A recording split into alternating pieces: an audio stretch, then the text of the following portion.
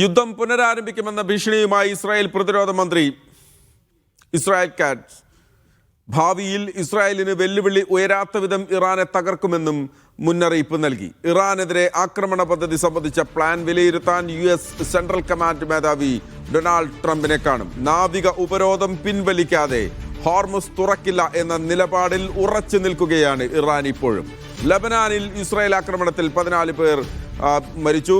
Hezbollah തിരിച്ചടിയിൽ ഒരു സൈനികൻ കൊല്ലപ്പെടുകയും നിരവധി സൈനികർക്ക് പരിക്കേൽക്കുകയും ചെയ്തതായി ഇസ്രായേൽ അറിയിച്ചു. MCA നാസർ ചേരുകയാണ് വിവരങ്ങളുമായി. MCA, ഇപ്പോൾ ഒരു വശത്ത് അമേരിക്ക ഇറാനെതിരെ യുദ്ധസന്നാഹങ്ങൾ നടത്തുകയാണ്, ആക്രമണത്തിനുള്ള കാര്യങ്ങൾ ശേഖരിച്ചു വെക്കുകയാണ് എന്ന് ചില മാധ്യമങ്ങൾ റിപ്പോർട്ട് ചെയ്യുന്നു. US മാധ്യമങ്ങൾ തന്നെ റിപ്പോർട്ട് ചെയ്യുന്ന സാഹചര്യം. അതോടൊപ്പം തന്നെയാണ് തിരിച്ചടിക്ക് ഞങ്ങൾ തയ്യാറാണ് എന്ന് ഇസ്രായേലും പറയുന്നത്. അപ്പോൾ വീണ്ടും മേഖലയിൽ ഒരു സംഘർഷത്തിനുള്ള സാധ്യത ഉടലെടുക്കുന്നതായി നമുക്കതിനെ കാണാൻ സാധിക്കുമോ MCA? മഹേഷ്, എന്തായാലും സംഘർഷപൂർണ്ണമായി തന്നെ സ്ഥിതിഗതികൾ മുന്നോട്ട് പോവുകയാണ്. ഏറ്റവും പ്രധാനമായിട്ടുള്ളത് ഇസ്രായേൽ പ്രതിരോധ മന്ത്രി ഇസ്രായേൽ കാറ്റ്സിന്റെ പ്രസ്താവന തന്നെയാണ്.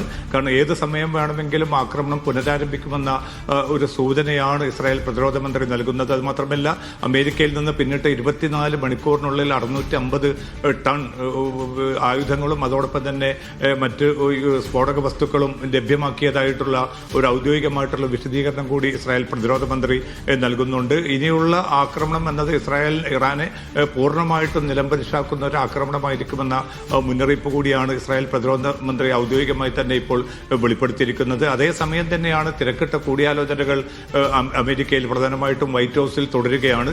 ഇന്നിപ്പോൾ ഏറ്റവും പ്രധാനപ്പെട്ട ഒരു ദിവസം എന്നത് US സെൻട്രൽ കമാൻഡിന്റെ മേധാവി ബ്രാഡ് കൂപ്പർ ട്രംപുമായിട്ടൊരു കൂടിക്കാഴ്ച തീരുമാനിച്ചിട്ടുണ്ട്. അതിൽ പ്രധാനപ്പെട്ട ചില സൈനിക നീക്കങ്ങൾ സംബന്ധിച്ചുള്ള ചില നിർദ്ദേശങ്ങൾ ബ്രാഡ് കൂപ്പർ മുന്നോട്ട് വെക്കുമെന്ന റിപ്പോർട്ടുകളാണ് US ഉദ്യോഗസ്ഥരെ ഉദ്ധരിച്ചുകൊണ്ട് അമേരിക്കൻ മാധ്യമങ്ങൾ തന്നെ നൽകുന്നത്. ഏറ്റവും പ്രധാനമെന്നത് യുദ്ധം പുനരാരംഭിക്കുകയാണെങ്കിൽ ഏറ്റവും ചുരുങ്ങിയ സമയത്തിനുള്ളിൽ പരമാവധി നാശനഷ്ടങ്ങൾ ഇറാന് വരുത്തുന്ന രീതിയിലുള്ള ഒരു ആക്രമണ പ്ലാനാണ് ഇപ്പോൾ US സെൻട്രൽ കമാൻഡ് ആവിഷ്കരിച്ചിരിക്കുന്നതും ട്രംപിന് കൈമാറാൻ പോകുന്നതുമെന്ന റിപ്പോർട്ടുകളാണ് ആക്സിയസ് ഉൾപ്പെടെയുള്ള US മാധ്യമങ്ങൾ നൽകുന്നത്. വളരെ ചുരുങ്ങിയ സമയത്തിനുള്ളിൽ തീർക്കണം, അതോടൊപ്പം തന്നെ വലിയ തോതിലുള്ള നാശനഷ്ടങ്ങൾ ഇറാന് വരുത്തണം എന്നതാണ് ഈ ഒരു പദ്ധതിയുടെ ഏറ്റവും പ്രധാനപ്പെട്ട ഉള്ളടക്കമെന്ന് മനസ്സിലാവുന്നു. അതോടൊപ്പം തന്നെ മറ്റൊരു പദ്ധതി കൂടി ഇപ്പോൾ US സെൻട്രൽ കമാൻഡിന്റെ മുമ്പാകെയുള്ളത് ഹോർമുസ് കടലിടുക്ക് പിടിച്ചെടുക്കുക എന്നതാണ്. അത് സൈനികമായിട്ട് വലിയ തോതിലുള്ള ഗുരുതരമായിട്ടുള്ള പ്രത്യാഘാതം സൃഷ്ടിക്കുന്ന ഒരു നീക്കമായിരിക്കും. കാരണം ഇറാന്റെ ഭാഗത്തുനിന്ന് അതിശക്തമായിട്ടുള്ള ചെറുത്തുനിൽപ്പും എതിർപ്പും ഉണ്ടാവും. കൂടുതൽ ജീവാപായം സംഭവിക്കുന്ന ഒരു സാഹചര്യത്തിലേക്ക് കാര്യങ്ങൾ മാറും. അതോടൊപ്പം തന്നെയാണ് അന്തർദേശീയ സഖ്യ രാജ്യങ്ങളെ കൂടി ഉൾപ്പെടുത്തിക്കൊണ്ടുള്ള ഒരു ഹോർമുസ് കോൺഫെഡറേഷൻ രൂപീകരിക്കാനുള്ള ഒരു തീരുമാനം കൂടി ഇപ്പോൾ ട്രംപ് സജീവമായി തന്നെ പരിഗണിച്ചു വരുന്നതായിട്ടുള്ള റിപ്പോർട്ടുകൾ കൂടിയാണ് അമേരിക്കൻ പ്രസിഡന്റിനെ ഉദ്ധരിച്ചുകൊണ്ട്, അമേരിക്കൻ വൈറ്റ് ഹൌസിനെ ഉദ്ധരിച്ചുകൊണ്ടുകൂടി ഇപ്പോൾ അമേരിക്കൻ മാധ്യമങ്ങൾ പുറത്തുവിടുന്ന ഔദ്യോഗികമായിട്ടുള്ള ഒരു സ്ഥിരീകരണം ഇക്കാര്യത്തിൽ ഇല്ല എങ്കിൽ പോലും തുടർ നീക്കങ്ങൾ സംബന്ധിച്ച തിരക്കിട്ട കൂടിയാലോചനകൾ തുടരുകയാണ്. കാരണം ഇതിനകം തന്നെ ഇറാനുമായിട്ടുള്ള യുദ്ധത്തിൽ $25 ബില്യൺ നഷ്ടം സംഭവിച്ചു എന്നാണ് US പ്രതിരോധ സെക്രട്ടറി പീറ്റർ ഹെക്സെറ്റ് വെളിപ്പെടുത്തിയിരിക്കുന്നത്. പക്ഷെ അത് മാത്രമല്ല, നഷ്ടം ഏതാണ്ട് $40 ബില്യൺ മുകളിൽ വരുമെന്നാണ് വിവിധ മാധ്യമങ്ങളെ ഉദ്ധരിച്ചുകൊണ്ട് ഇസ്രായേൽ US ഉദ്യോഗസ്ഥരും മറ്റും റിപ്പോർട്ട് ചെയ്യുന്നത്. അതുമാത്രമല്ല, പീറ്റർ ഹെക്സെറ്റിനെ ഇപ്പം US കോൺഗ്രസിൽ വളരെ ശക്തമായിട്ടുള്ള വിചാരണ സെനറ്റ് ഉൾപ്പെടെയുള്ള വേദികളിൽ അദ്ദേഹം നേരിടുന്നുണ്ട്. കാരണം ഏത് ദിശയിലേക്കാണ് യുദ്ധം കൊണ്ടുപോകുന്നത് എന്നത് സംബന്ധിച്ച് ട്രംപ് ഭരണകൂടത്തിന് കൃത്യമായിട്ടുള്ള ഒരു ലക്ഷ്യബോധമില്ല. അതുകൊണ്ട് തന്നെ അമേരിക്കയുടെ സമ്പത്ത് ദുർവ്യയം ചെയ്യുന്ന ഒരു അവസ്ഥയിലേക്കാണ് കാര്യങ്ങൾ നീങ്ങുന്നത് എന്നൊരു പരാതി കൂടി പ്രധാനമായിട്ടും ഡെമോക്രാറ്റിക് അംഗങ്ങൾ ഉയർത്തുന്നുണ്ട്. ഇറാന്റെ പരമോന്നത നേതാവ് മുസ്തഫ ഖാംനെയുടെ വാക്കുകൾ: ഹോർമുസിൽ ഒരു പുതിയ അധ്യായം പിറന്നിരിക്കുന്നു, അമേരിക്കയ്ക്ക് ഹോർമുസിൽ നാണംകെട്ട തോൽവിയാണ് എന്ന് പറയുന്നു. അതോടൊപ്പം തന്നെ അതിരൂക്ഷമായ ഭാഷയിലാണ് അദ്ദേഹം ഇന്ന് US-നെ, അമേരിക്കയെ വിമർശിക്കുകയും ചെയ്തത്. എന്തൊക്കെയാണ് ഇറാൻ പരമോന്നത നേതാവിന്റെ വാക്കുകൾ MCA? പക്ഷേ തീർച്ചയായിട്ടും, കാരണം ഇറാന്റെ പരമോന്നത നേതാവ് കൂടിയായിട്ടുള്ള മുജ്തബ ഖാംനെയുടെ പ്രതികരണം എന്നത് അമേരിക്കക്കെതിരെ അതിശക്തമായിട്ടുള്ള വിമർശനം കൂടിയാണ് അദ്ദേഹം ഉന്നയിച്ചിരിക്കുന്നത്. ഏതെങ്കിലും അർത്ഥത്തിൽ നാവിക ഉപരോധത്തിലൂടെയോ മറ്റ് തന്ത്രങ്ങളിലൂടെയോ ഇറാൻ ജനതയുടെ ചെറുത്തുനിൽപ്പിനെ പരാജയപ്പെടുത്താമെന്നും അങ്ങനെ അവിടെ അധീശത്വം നേടാമെന്നും അമേരിക്ക കരുതേണ്ടതില്ല. കാരണം നൂറ്റാണ്ടുകളുടെ പാരമ്പര്യങ്ങളിലൂടെ ചെറുത്തുനിൽപ്പിലൂടെയാണ് ഈ രാജ്യം മുന്നോട്ട് പോയിരിക്കുന്നത്. ചെറുത്തുനിൽപ്പ് എന്നത് ഓരോ ഇറാനിയൻ പൗരനും ഉൾക്കൊണ്ടിരിക്കുന്ന ഒരു വികാരമാണ്. അതുമാത്രമല്ല, ഈ മേഖലയിലുള്ള അമേരിക്കൻ സൈനിക സാന്നിധ്യമാണ് വലിയ തോതിലുള്ള സുരക്ഷാ ഭീഷണിയും അസ്ഥിരതയും ഈ മേഖലയിൽ സൃഷ്ടിച്ചിരിക്കുന്നത്. അതുകൊണ്ട് അമേരിക്കയെ ഇവിടെ നിന്നും നാടുകടത്തേണ്ടത്, അല്ലെങ്കിൽ ഇവിടെ നിന്നും അമേരിക്കൻ സൈനിക കേന്ദ്രങ്ങളെ ഇല്ലാതാക്കേണ്ടത് ഏറ്റവും വലിയ അനിവാര്യമാണ്. ഈ മുന്നോട്ടുള്ള പ്രയാണത്തിൽ മേഖലയിലെ രാജ്യങ്ങൾ തന്നെയാണ് അക്കാര്യത്തിൽ തീരുമാനമെടുക്കേണ്ടത്. എന്തായാലും അമേരിക്ക ഇല്ലാത്ത ഒരു ഭാവി പശ്ചിമേഷ്യയാണ് തങ്ങൾ മുന്നിൽ കാണുന്നത്. ആ ദിശയിലേക്കാണ് കാര്യങ്ങൾ നീങ്ങുന്നത് എന്ന ഒരു കൃത്യമായിട്ടുള്ള അമേരിക്കക്കുള്ള ഒരു മുന്നറിയിപ്പ് എന്നോണം തന്നെ ഇറാന്റെ പരമോന്നത ആത്മീയ നേതാവിന്റെ ഈ ഒരു പ്രതികരണത്തിൽ വ്യക്തമാണ്. അതായത് ഏതെങ്കിലും അർത്ഥത്തിൽ ഈ നാവിക ഉപരോധം കൊണ്ടോ മറ്റോ ഇറാനെ തീർത്തു കളയാമെന്ന് ഒരിക്കലും അമേരിക്ക വ്യാമോഹം വെച്ചു പുലർത്തേണ്ടതില്ല. അതിശക്തമായിട്ടുള്ള ചെറുത്തുനിൽപ്പ് നേരത്തെയൊക്കെയും ഇറാൻ ജനത നടത്തിയിട്ടുണ്ട്. അതേ ചെറുത്തുനിൽപ്പും ധീരമായിട്ടുള്ള പോരാട്ടം തന്നെയായിരിക്കും തങ്ങൾ തുടരുക എന്നുകൂടിയാണ് മുജ്തബ ഖാംനെയുടെ പ്രതികരണത്തിലുള്ളത്. എന്തായാലും ഇറാൻ ഏതെങ്കിലും അർത്ഥത്തിലുള്ള ഒരു വിട്ടുവീഴ്ചയ്ക്കോ ഈ നാവിക ഉപരോധവും അതോടൊപ്പം തന്നെ സൈനിക സമ്മർദ്ദവും കൊണ്ട് പിന്നെ ഒരു വിധേയപ്പെടലിന്റെ ഒരു അന്തരീക്ഷത്തിലേക്ക് ഇറാൻ ജനതയോ വരില്ല എന്ന കൃത്യമായിട്ടുള്ള ഒരു താക്കീത് കൂടിയാണ് ഇപ്പോൾ ഈ മുജ്തബ ഖാംനെയുടെ ഈ പ്രതികരണത്തിലൂടെ പുറത്തു വന്നിരിക്കുന്നത്. അതേസമയം മധ്യസ്ഥ രാജ്യമായിട്ടുള്ള പാകിസ്ഥാന്റെ പ്രതികരണം വന്നിരിക്കുന്നത് രണ്ട് രാജ്യങ്ങൾക്കുമിടയിൽ ഈ സൈനിക ഭീഷണികൾക്കും പ്രകോപനപരമായ നീക്കങ്ങൾക്കും ഇടയിലും വളരെ ശക്തമായിട്ടുള്ള ആശയവിനിമയം തുടരുന്നുണ്ട്. പരസ്പരം തന്നെ ഒരു കരാറിലേക്ക് എത്തിച്ചേരാനുള്ള തിരക്കിട്ട നീക്കങ്ങൾ തങ്ങൾ തുടരുന്നു എന്നാണ് പാക് വിദേശകാര്യ മന്ത്രാലയം ഔദ്യോഗികമായി തന്നെ വെളിപ്പെടുത്തിയിരിക്കുന്നത്. ഒരു കാര്യം കൂടി ഇതിപ്പോൾ ഇസ്രായേൽ അമേരിക്ക ഒരു വശത്ത് അവരുടെ സെൻട്രൽ കമാൻഡ് മേധാവി ഡൊണാൾഡ് ട്രംപിനെ കാണുന്നു. ഇസ്രായേൽ പറയുന്നു ഞങ്ങൾ യുദ്ധത്തിന് റെഡിയായി നിൽക്കുകയാണെന്ന് പറയുന്നു. അതേസമയത്ത് തന്നെ പറയുന്നു അമേരിക്കയിൽ നിന്നുള്ള സ്ഫോടക വസ്തുക്കളും ആക്രമണത്തിനുള്ള വേണ്ട സജ്ജീകരണങ്ങളും ഒക്കെ അമേരിക്കയിൽ നിന്ന് ഇസ്രായേൽ എത്തിയിട്ടുണ്ട് എന്ന് പറയുന്നു. ഈ കാര്യത്തിൽ എന്തെങ്കിലും ഒരു ഔദ്യോഗിക സ്ഥിരീകരണം വന്നിട്ടുണ്ടോ? കാരണം അമേരിക്ക വെപ്പണുകൾ, ആയുധങ്ങൾ, സ്ഫോടക വസ്തുക്കൾ ഇതെല്ലാം ഇസ്രായേലിലേക്ക് കൊണ്ടുവന്ന് ശേഖരിച്ച് വെച്ചിട്ടുണ്ട് എന്നതിന് എന്തെങ്കിലും ആധികാരികമായിട്ടുള്ള തെളിവുകളോ അതല്ലാതെ ഒഫീഷ്യലായിട്ടുള്ള മാധ്യമ റിപ്പോർട്ടുകളോ ലഭിച്ചിട്ടുണ്ടോ MCA? മഹേഷത്തിലെ ഇസ്രായേലിന്റെ പ്രതിരോധ മന്ത്രി ഇസ്രായേൽ കാറ്റ്സ് തന്നെയാണ് ഔദ്യോഗികമായിട്ട് ഇക്കാര്യം വെളിപ്പെടുത്തിയിരിക്കുന്നത്. പിന്നിട്ട് 24 മണിക്കൂറിനുള്ളിൽ ഇത്രയും വലിയ തോതിലുള്ള സ്ഫോടക വസ്തുക്കളും ആയുധങ്ങളും തങ്ങൾക്ക് അമേരിക്ക ലഭ്യമാക്കിയെന്ന് പറയുമ്പോൾ കൃത്യമാണ് കാര്യങ്ങൾ. ഏതൊരു സാഹചര്യം ഉണ്ടെങ്കിലും ആ സാഹചര്യങ്ങൾ നേരിടാൻ, കാരണം അത്തരമൊരു ആക്രമണം പുനരാരംഭിക്കുകയാണെങ്കിൽ ഇറാനെ സംബന്ധിച്ചിടത്തോളം അതിന്റെ ദിശ എന്നത് ഇസ്രായേൽ തന്നെ ആയിരിക്കും. ആ സാഹചര്യത്തെ നേരിടാൻ ഇസ്രായേലിനെ പ്രാപ്തമാക്കുക എന്നതാണ് ഈ സൈനിക സഹകരണത്തിലൂടെ അമേരിക്ക ലക്ഷ്യമിടുന്നത്. നേരത്തെ വിവിധ പോർവിമാനങ്ങൾ ഉൾപ്പെടെയുള്ള വലിയ തോതിലുള്ള സംവിധാനങ്ങളാണ് അമേരിക്ക ഈ മേഖലയിൽ തുടർന്നുകൊണ്ടിരിക്കുന്നത്. കാരണം 3 വിമാനവാഹിനി കപ്പലുകൾ ഇപ്പോൾ തന്നെ ഈ മേഖലയിൽ നങ്കൂരമിട്ടിട്ടുണ്ട്. അബ്രഹാം ലിങ്കൺ ഉണ്ട്, ജെറാൾഡ് ആർ ഫോർഡ് ഉണ്ട്. അതിന് പുറമെ ഇപ്പോൾ ഏറ്റവും അവസാനമായിട്ട് ജോർജ് ബുഷ് എന്ന പടക്കപ്പൽ കൂടി, വിമാനവാഹിനി കപ്പൽ കൂടി ഈ മേഖലയിൽ നിലയുറപ്പിച്ചിട്ടുണ്ട്.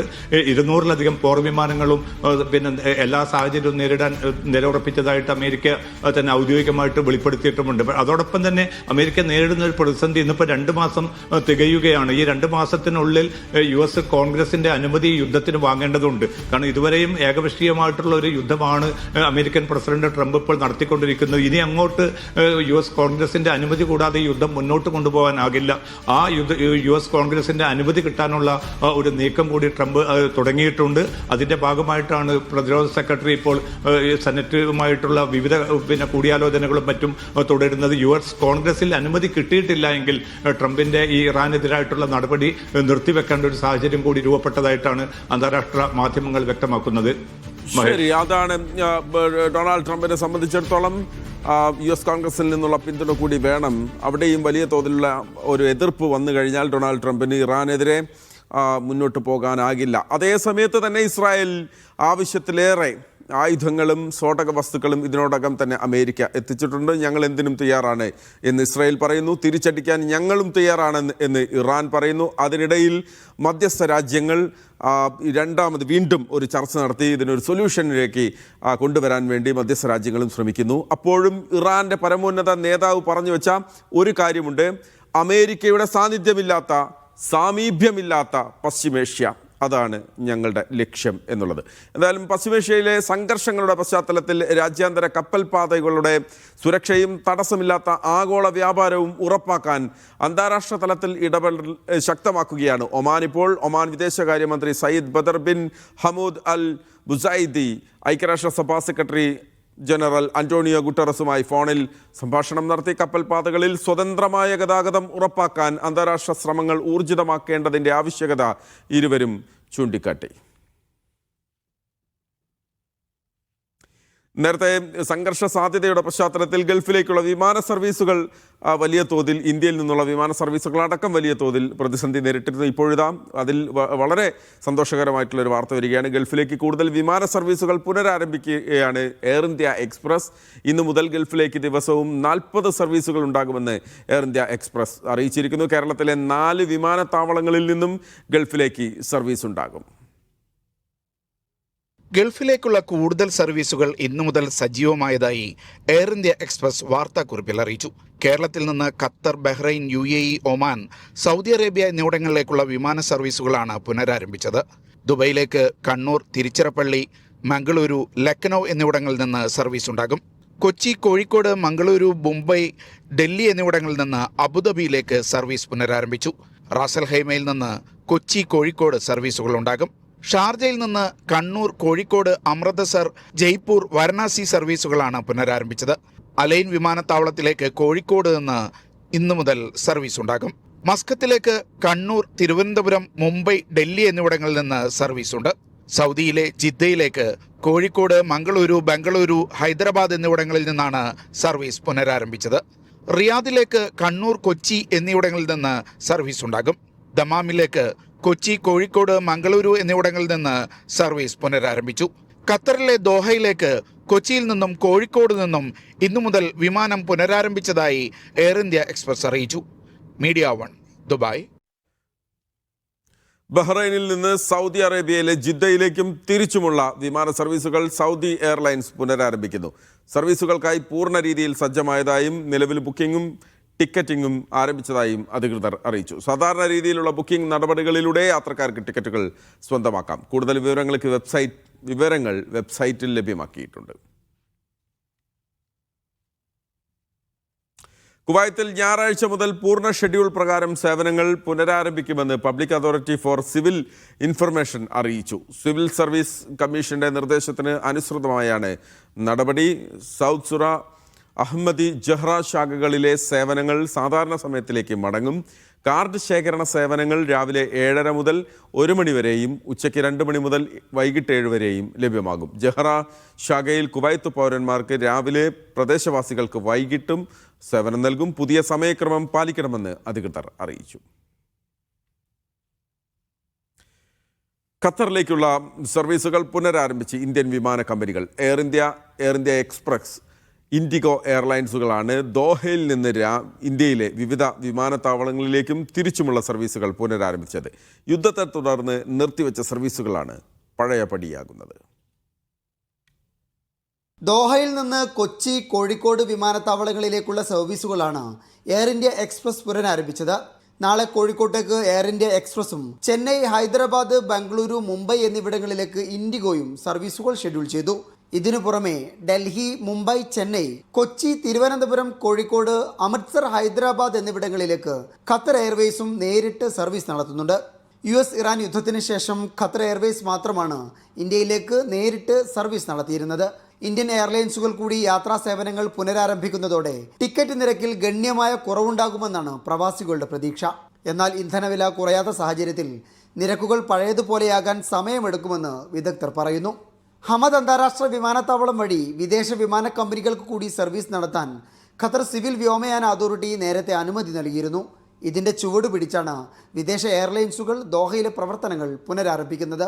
Media 1, Doha.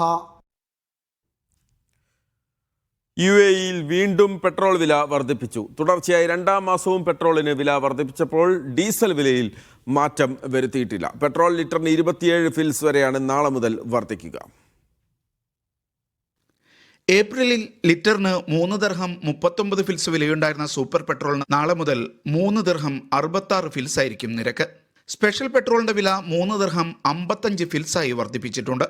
ഏപ്രിലിൽ 3 ദിർഹം 28 ഫിൽസ് ആയിരുന്നു വില. E+ പെട്രോളിന്റെ വില 3 ദിർഹം 20 ഫിൽസിൽ നിന്ന് 3 ദിർഹം 48 ഫിൽസായി വർദ്ധിപ്പിച്ചു. ഡീസൽ വില ലിറ്ററിന് 4 ദിർഹം 69 ഫിൽസ് എന്ന നിരക്ക് തുടരും. രാജ്യാന്തര വിപണിയിൽ ക്രൂഡ് ഓയിൽ വിലയിലെ മാറ്റങ്ങൾക്കനുസരിച്ച് UAE-യിലെ ഇന്ധനവില നിർണയ സമിതിയാണ് ഓരോ മാസവും പെട്രോൾ ഡീസൽ വില പുതുക്കി നിശ്ചയിക്കുന്നത്. ഇന്ധനവില വർധനവിന് ആനുപാതികമായി ഓരോ എമിറേറ്റിലെയും ടാക്സി നിരക്കിലും മാറ്റമുണ്ടാകും.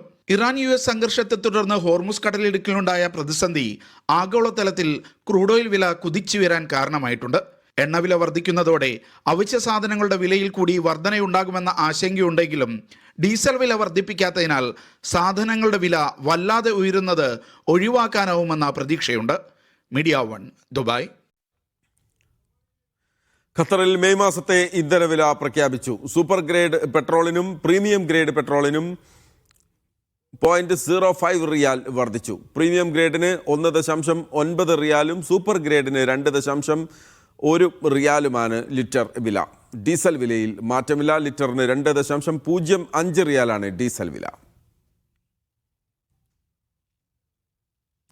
എണ്ണ ഉൽപാദനം ഉടൻ വർദ്ധിപ്പിക്കാൻ തീരുമാനിച്ചിട്ടില്ലെന്ന് കുവൈത്ത് പെട്രോളിയം കോർപ്പറേഷൻ അറിയിച്ചു. ശരിയായ സമയത്ത് ഘട്ടം ഘട്ടമായി മാത്രമേ ഉൽപാദനം ഉയർത്തുകയുള്ളൂ എന്ന് CEO Sheikh Nawaf Al Saud വ്യക്തമാക്കി.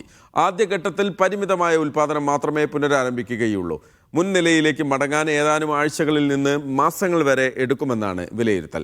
ഹോർമുസ് കടലിടുക്കിലെ സുരക്ഷാ സാഹചര്യം ഉൽപാദന തീരുമാനങ്ങളിൽ നിർണായകമാണെന്നും അദ്ദേഹം കൂട്ടിച്ചേർത്തു. ഈ വർഷത്തെ ഹജ്ജ് കർമ്മത്തിനായി സംസ്ഥാന ഹജ്ജ് കമ്മിറ്റിക്ക് കീഴിലെ ആദ്യ സംഘം ജിദ്ദയിലെത്തി.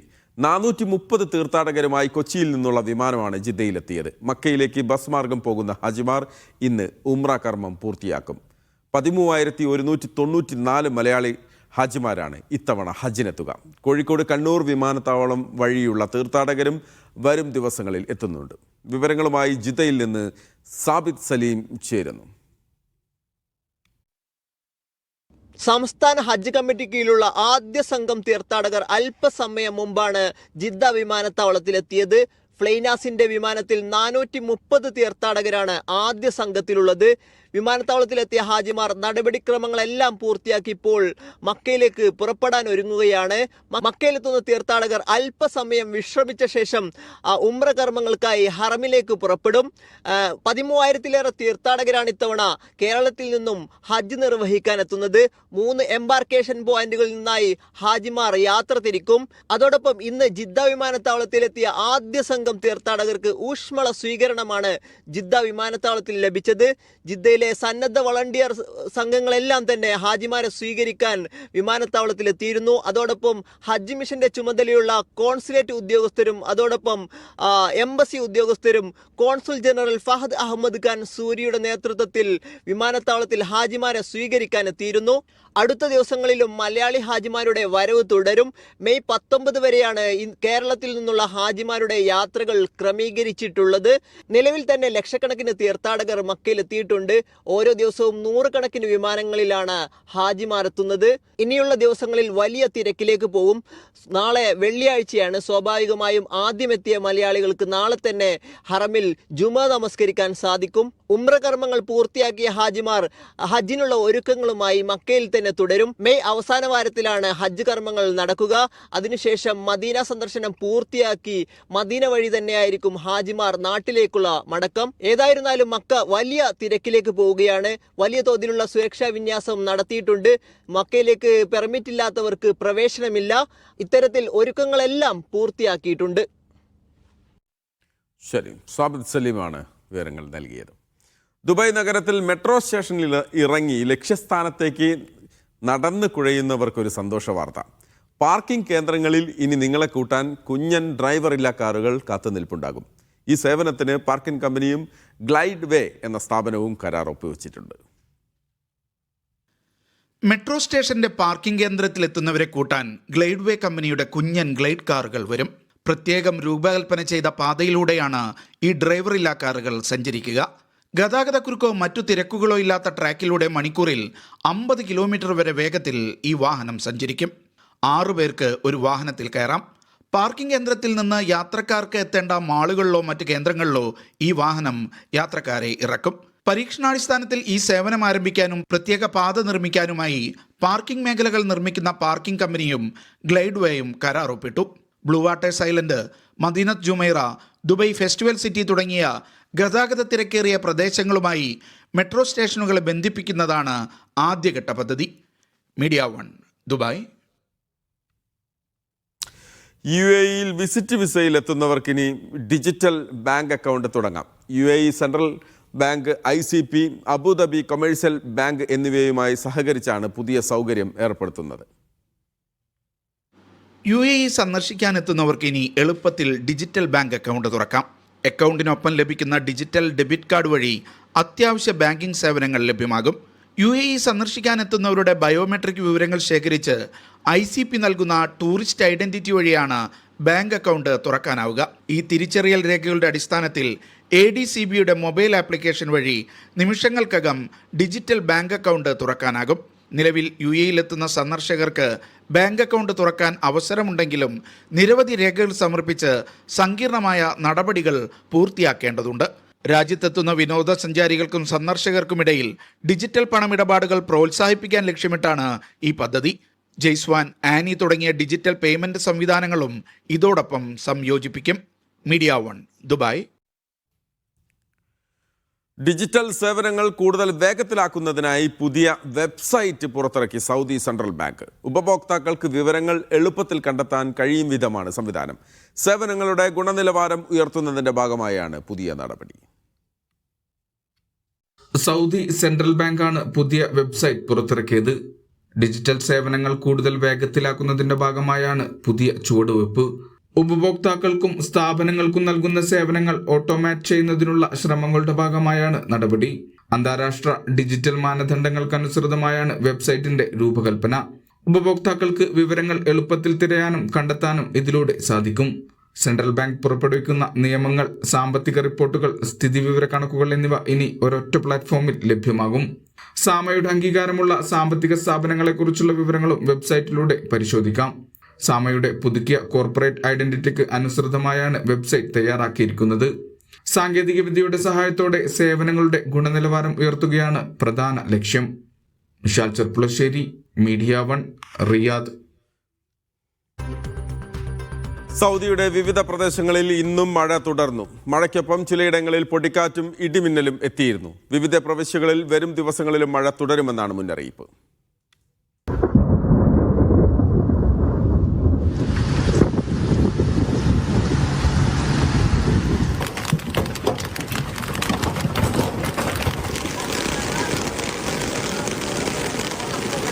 സൗദിയിൽ മഴ തുടരുകയാണ്. രാജ്യത്തിന്റെ പല പ്രദേശങ്ങളിലും ഇന്ന് മിതമായതും കനത്തതുമായ മഴ ലഭിച്ചു. വരും ദിവസങ്ങളിലും രാജ്യത്ത് മഴ തുടരുമെന്ന് മുന്നറിയിപ്പുണ്ട്. സൗദി ദേശീയ കാലാവസ്ഥാ കേന്ദ്രത്തിൻ്റെതാണ് അറിയിപ്പ്. വിവിധയിടങ്ങളിൽ മഴക്കൊപ്പം ഇടിമിന്നലും ആലിപ്പഴ വർഷവും ഉണ്ടായിരുന്നു. ചിലയിടങ്ങളിൽ ശക്തമായ പൊടിക്കാറ്റും വന്നു. Najran, Jizan, Asir, Al Baha, Mecca എന്നിവയുടെ ചില ഭാഗങ്ങൾ എന്നിവിടങ്ങളിലാണ് മഴ ലഭിച്ചത്. കിഴക്കൻ പ്രവിശ്യയുടെ ചില ഭാഗങ്ങൾ, റിയാദ്, ഖസീം, ഹായിൽ, അൽജോഫ്, വടക്കൻ അതിർത്തികൾ എന്നിവിടങ്ങളിൽ മിതമായ തോതിൽ മഴ ലഭിച്ചു. തബൂക്കിന്റെയും മദീനയുടെയും ചില ഭാഗങ്ങളിലായിരുന്നു ശക്തമായ പൊടിക്കാറ്റ് വീശിയത്. കാലാവസ്ഥാ മാറ്റവുമായി ബന്ധപ്പെട്ട് റോഡിൽ കാഴ്ച പരിമിതിക്കുള്ള സാധ്യതയുള്ളതിനാൽ വാഹനമോടിക്കുന്നവർക്ക് പ്രത്യേക ജാഗ്രതാ നിർദ്ദേശം നിലനിൽക്കുന്നുണ്ട്. Vishal Cherpulassery, media 1, Riyadh. കുവൈത്തിൽ നാളെ രാവിലെ മുതൽ നേരിയ മഴയ്ക്ക് സാധ്യതയെന്ന് കാലാവസ്ഥാ വകുപ്പിന്റെ മുന്നറിയിപ്പ്. വരും ദിവസങ്ങളിൽ പകൽ പൊതുവെ ചൂടും രാത്രിയിൽ നേരിയ മഴയും പ്രതീക്ഷിക്കുന്നു. ചിലയിടങ്ങളിൽ മേഘാവരണം രൂപപ്പെടാനും സാധ്യതയുണ്ടെന്ന് അധികൃതർ അറിയിച്ചു. ശനിയാഴ്ച പകൽ ചൂട് തുടരുമെങ്കിലും രാത്രിയിൽ മേഘങ്ങൾ ഉണ്ടാകാം. ജനങ്ങൾ ജാഗ്രത പാലിക്കണമെന്നും കാലാവസ്ഥാ വകുപ്പ് നിർദ്ദേശിച്ചു. ഒമാൻ കനത്ത ചൂടിലേക്ക് നീങ്ങി തുടങ്ങിയിട്ടുണ്ട്. ചൂടിൽ നിന്ന് അല്പം ആശ്വാസം ലഭിക്കുന്ന ഇടങ്ങൾ കണ്ടുപിടിച്ച് കുടുംബത്തെയും കൂട്ടിക്കൊണ്ട് പോവുകയാണ് പ്രവാസികളും സ്വദേശികളുമായിട്ടുള്ള ആളുകൾ. അങ്ങനെയൊരു ഇടമാണ് മസ്കത്ത് അമീർ റാത്തിലെ വാദി അൽ ബാത്ത് പാർക്ക്. ഡക്ക് വാദി എന്നും അറിയപ്പെടുന്ന പാർക്കിൽ ഇപ്പോൾ വൈകുന്നേരങ്ങളിൽ സഞ്ചാരികളുടെ വലിയ തിരക്കാണ്.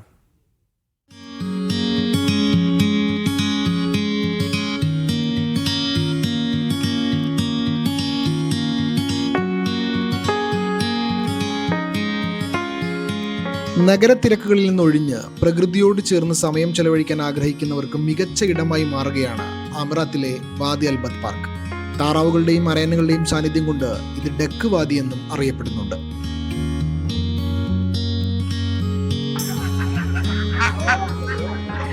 ഒമാനിൽ ഇപ്പോൾ ഉച്ച സമയങ്ങളിൽ പൊള്ളുന്ന ചൂടാണ്. മറ്റിടങ്ങളെ അപേക്ഷിച്ച് തലസ്ഥാന നഗരിയിൽ ചൂട് കൂടുതലുമാണ്.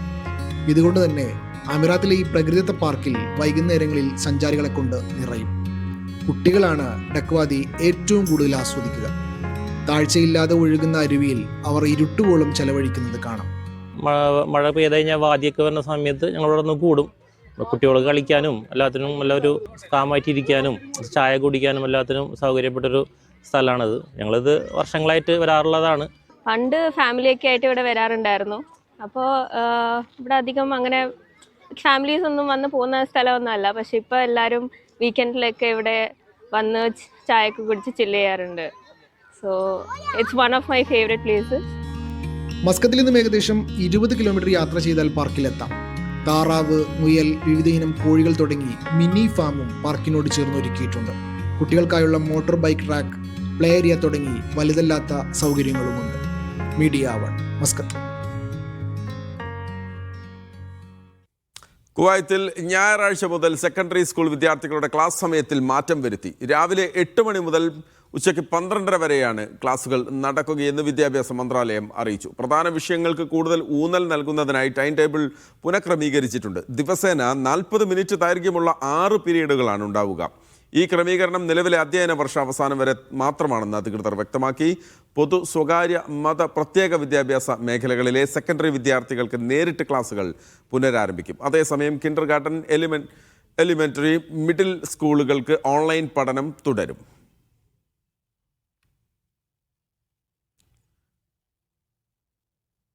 ലോക തൊഴിലാളി ദിനത്തിന് മുന്നോടിയായി ലേബർ ഹീറോകളെ പ്രഖ്യാപിച്ച് UAE. അബുദാബിയിൽ നടന്ന ചടങ്ങിൽ മരുഭൂമിയിൽ വിയർപ്പൊഴുക്കുന്ന നായകന്മാർക്ക് പുരസ്കാരം കൈമാറി. 4 മലയാളികളും ലേബർ ഹീറോകളായി തെരഞ്ഞെടുക്കപ്പെട്ടു.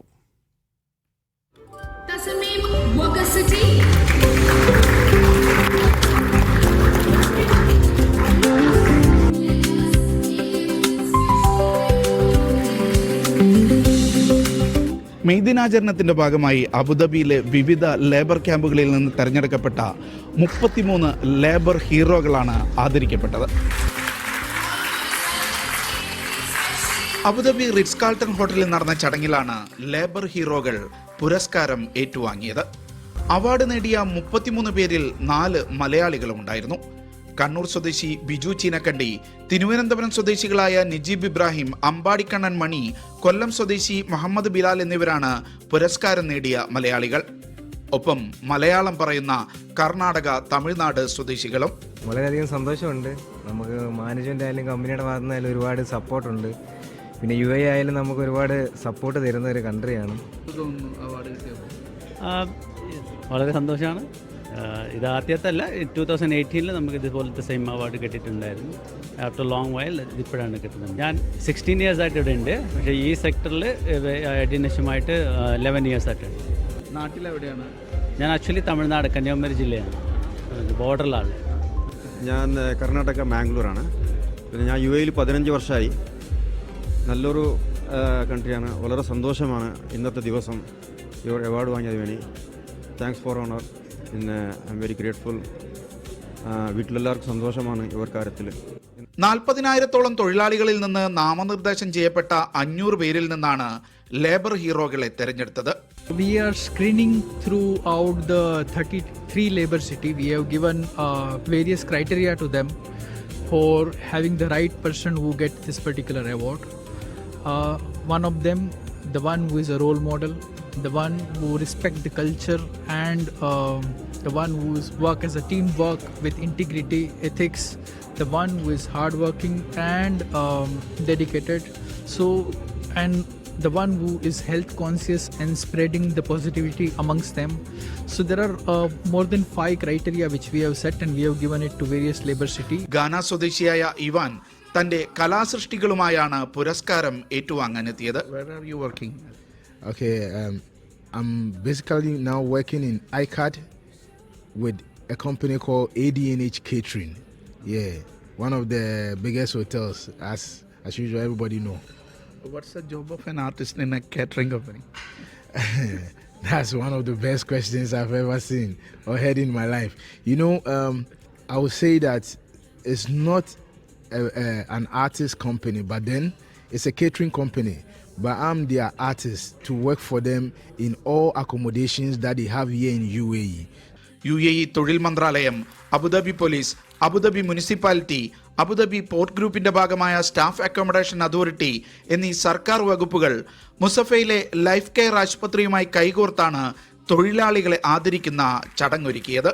മരുഭൂമിയിൽ വിയർപ്പൊഴുക്കുന്നവരുടെ മനസ്സ് നിറയ്ക്കുന്നതായിരുന്നു അബുദാബിയിലെ ലേബർ ഹീറോ അവാർഡ്. അബുദാബിയിൽ നിന്നും യാസർ അറഫാത്തിനൊപ്പം ഷിനോ ഷംസുദ്ദീൻ, മീഡിയ വൺ. തൊഴിൽ പരാതികൾ സമർപ്പിക്കാൻ പുതിയ ഡിജിറ്റൽ സേവനം അവതരിപ്പിച്ച് public authority four man power Kuwait. Sahel ആപ്പിലൂടെ നാഷണൽ ലേബർ സപ്പോർട്ട് ഗ്രീവൻസസ് സേവനമാണ് ആരംഭിച്ചത്. പരാതികൾ ഫയൽ ചെയ്യാനും അപേക്ഷാ നില ട്രാക്ക് ചെയ്യാനും ഈ സേവനം സഹായിക്കും. അതോടൊപ്പം അറിയിപ്പുകളും അപ്ഡേറ്റുകളും ആപ്പിലൂടെ തന്നെ ലഭ്യമാകും.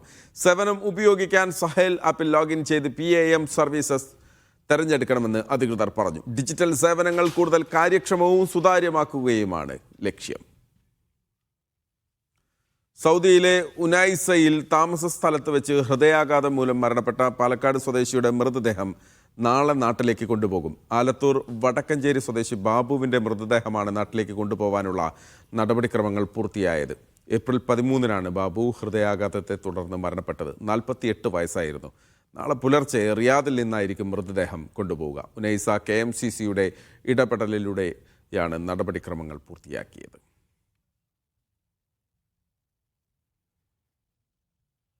സൗദി ദമാമിൽ +2 വിദ്യാർത്ഥി കുഴഞ്ഞു വീണ് മരിച്ചു. ദമാം അൽമുന ഇന്റർനാഷണൽ സ്കൂൾ +2 വിദ്യാർത്ഥി കർണാടക മോഡബദ്രി സ്വദേശി മുഹമ്മദ് റയ്യാൻ ആണ് മരിച്ചത്. CBSE സ്കൂൾ സോണൽ തല മത്സരത്തിൽ ബാസ്കറ്റ്ബോൾ വിഭാഗത്തിൽ കളിച്ചുകൊണ്ടിരിക്കെയാണ് കുഴഞ്ഞ് വീണത്. ഉടൻ ആശുപത്രിയിൽ എത്തിച്ചെങ്കിലും മരണം സ്ഥിരീകരിച്ചു.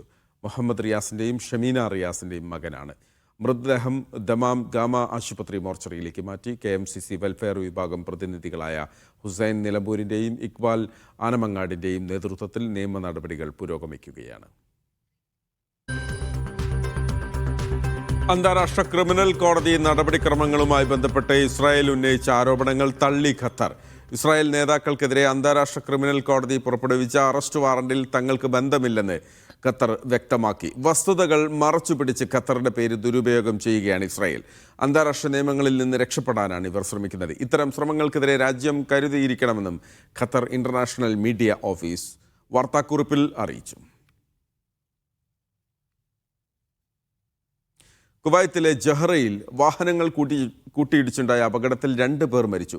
മരിച്ചവർ കുവൈത്ത് പൗരന്മാരാണെന്ന് അധികൃതർ അറിയിച്ചു. ഒരു കുവൈത്ത് പൗരനും ഒരു ഗൾഫ് പൗരനും ഉൾപ്പെടെ 2 പേർക്ക് പരിക്കേറ്റു. സുരക്ഷാ ഉദ്യോഗസ്ഥരും ആംബുലൻസ് സംഘവും ഉടൻ സ്ഥലത്തെത്തി രക്ഷാപ്രവർത്തനം നടത്തി. പരിക്കേറ്റവരെ ആശുപത്രിയിൽ പ്രവേശിപ്പിച്ചിരിക്കുകയാണ്. അപകടത്തെക്കുറിച്ച് അന്വേഷണം പുരോഗമിക്കുന്നതായും പോലീസ് അറിയിച്ചു.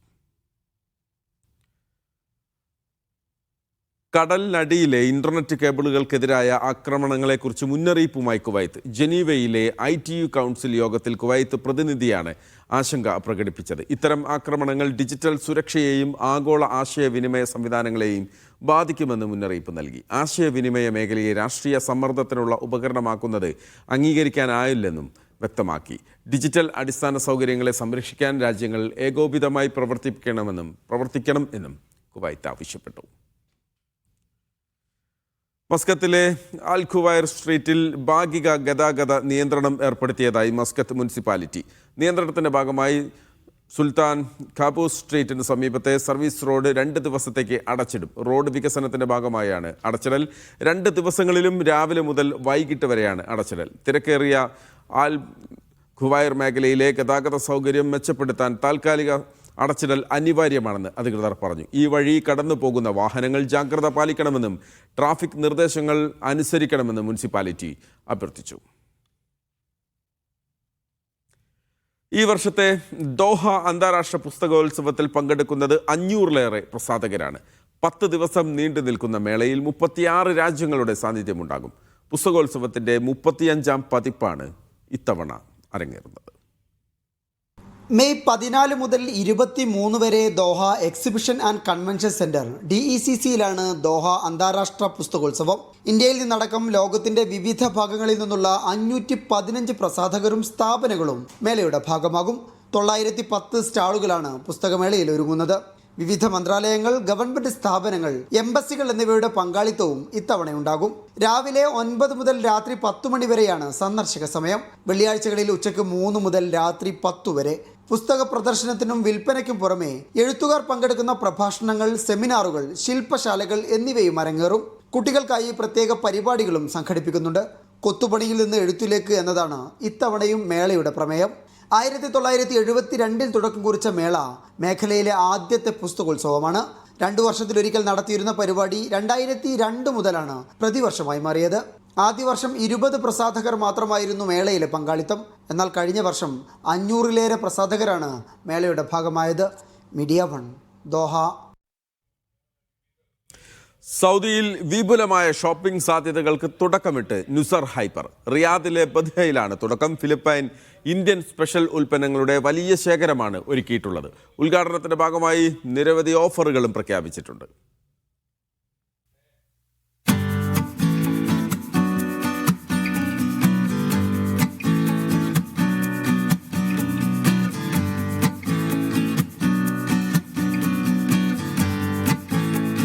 പതിനഞ്ച് വർഷത്തോളമായി സൗദിയിലുടനീളം വ്യാപാര രംഗത്ത് സജീവമായ ബിസിനസ് ഗ്രൂപ്പിന്റെ ആദ്യത്തെ ഹൈപ്പർ മാർക്കറ്റിനാണ് റിയാദിൽ തുടക്കമായത്.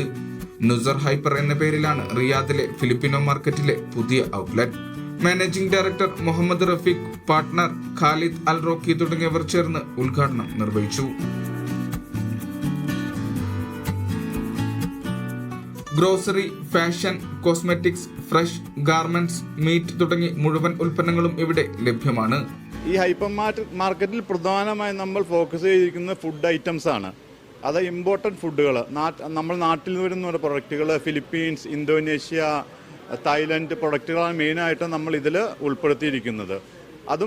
അതും മാർക്കറ്റിൽ കിട്ടുന്നതിൽ ഏറ്റവും നല്ല ബെസ്റ്റ് പ്രൈസ് നമുക്ക് കസ്റ്റമേഴ്സിന് ഇവിടെ നമുക്ക് ഗ്യാരണ്ടി തരാൻ സാധിക്കും. Philippines, Indonesia, Thailand, India, Pakistan തുടങ്ങിയ രാജ്യങ്ങളിലെ ഉൽപ്പന്നങ്ങളുടെ പ്രത്യേക ശേഖരം തന്നെ ഇവിടെയുണ്ട്. اليوم افتتاح نظر هايبر واهلا وسهلا تشرفونا باي وقت ومرحبا ومسهلا. اسعار طيبه وتعجبكم تعجب الجميع باذن الله. يا مرحبا بالجميع. اهلا وسهلا فيكم. ഗ്രൂപ്പിന്റെ 30ാമത് സംരംഭമാണ് നുസർ ഹൈപ്പർ. സൗദിയിലെ വിവിധയിടങ്ങളിൽ ഗ്രൂപ്പിന്റെ ഡിപ്പാർട്ട്മെന്റ് സ്റ്റോറുകൾ പ്രവർത്തിക്കുന്നുണ്ട്. ക്വാളിറ്റിയുള്ള പ്രൊഡക്റ്റുകൾ കസ്റ്റമറിന് അഫോർഡബിൾ ആയ പ്രൈസിൽ എത്തിക്കുകയാണ്. 15 വർഷമായി നമ്മൾ മാർക്കറ്റിൽ ഇത് തന്നെയാണ് ചെയ്തിരിക്കുന്നത്. ഇത് കസ്റ്റമറുകൾ സ്വീകരിക്കുകയും ചെയ്തിട്ടുണ്ട്. അതുകൊണ്ടാണ് നമുക്ക് ഇന്ന് അൽഹംദുലില്ലാ ഒരു ഹൈപ്പർ മാർക്കറ്റായിട്ട് നമ്മുടെ സ്ഥാപനം തുറക്കാൻ സാധിച്ചിരിക്കുന്നത്. കുറഞ്ഞ വിലയിൽ ഗുണനിലവാരമുള്ള ഉൽപ്പന്നങ്ങൾ ഉപഭോക്താക്കൾക്ക് ലഭ്യമാക്കുകയാണ് ലക്ഷ്യം. ഉദ്ഘാടനത്തിന്റെ ഭാഗമായി മെയ് 3 വരെ നീളുന്ന വിവിധ ഓഫറുകളും സമ്മാന പദ്ധതികളും പ്രഖ്യാപിച്ചിട്ടുണ്ട്. Media 1 Riyadh. Saint Dionysius orthodox ഫെലോഷിപ്പിന്റെ Bahrain saint Mary's Indian orthodox കത്തീഡ്രലിലെ യൂണിറ്റിന്റെ പ്രവർത്തനോദ്ഘാടനം നടന്നു. കത്തീഡ്രൽ വികാരി reverend father Jacob Thomas Karakkal അധ്യക്ഷത വഹിച്ച ചടങ്ങിൽ റവറന്റ് അനൂപ് സാം ഉദ്ഘാടനം നിർവഹിച്ചു. ഇടവക സഹവികാരി reverend father Thomas Kutty, trustee John KP, secretary Kuruvila Pappy, Indian school chairman Binu Mannil, മാധ്യമപ്രവർത്തകൻ സോമൻ ബേബി, ബിനുരാജ് തരകൻ എന്നിവർ സംസാരിച്ചു.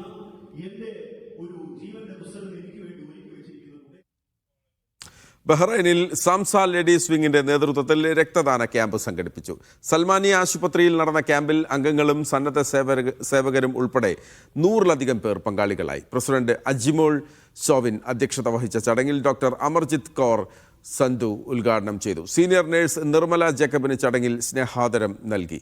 വത്സരാജ്, ധന്യ സാബു, സതീഷ് പൂമനക്കൽ, ഷോവിൻ തോമസ്, വിനീത് മാഹി എന്നിവർ നേതൃത്വം നൽകി.